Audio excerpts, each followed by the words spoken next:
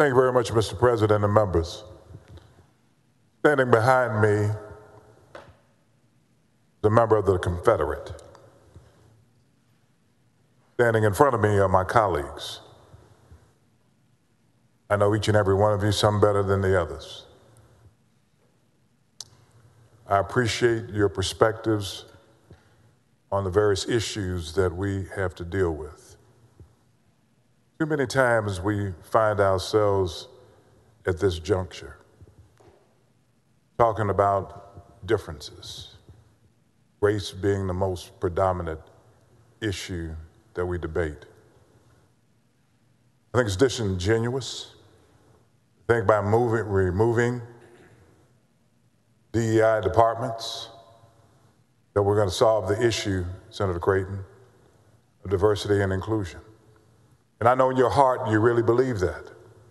But without a commitment from Lieutenant Governor Patrick, the governor of the state of Texas, to allow a group of people, reasonable persons, to come together in order to do that, put in place a mechanism in order to have it done, I'll join my colleague Boris Miles. Yes, Senator Campbell has quoted Martin Luther King, and many of us kind of favor going to Martin Luther King in these times. Martin is perceived, Senator Betancourt, as a moderate African American. Let me make certain you hear these words. Many of the ugly pages of American history, and I'll say Texas history, have been obscured and forgotten. Recall when we had debates on this floor, and I had to quote to you what happened in 1861, when there was a succession from the Union by Texas. Statements made then that the reason that Texas wanted to succeed is because the black man was inferior. Those are some of the ugly words from in this very chamber depicted the plight of African Americans. A society is always eager to cover up its misdeeds with a cloak of forgetfulness. Let's not forget that. But no society can fully repress an ugly past when the ravages persist into the present. And the ravages, my friends, still persist today. You know it as well as I.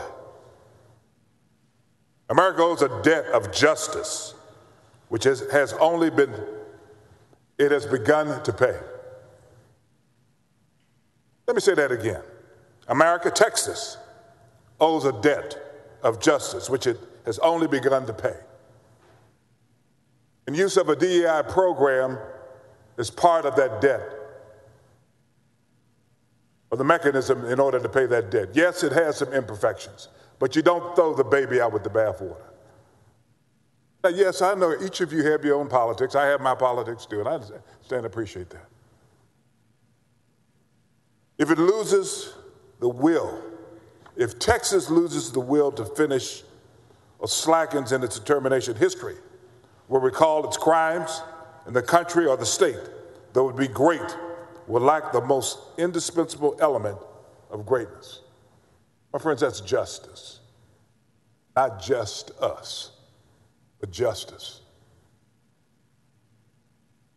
If indeed this is a big issue, and it will be, because I know it's going to be on the front page of every paper in Texas. It'll be on the news tonight.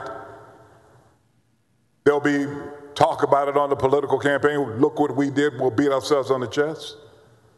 But if we're doing this in order to increase diversity, why not bring us into the tent in order to get it done? Up front, not behind, but up front. That wasn't done.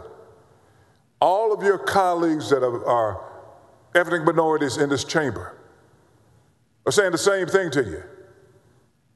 It's wrong, but you're not listening. It's wrong, but you're not listening.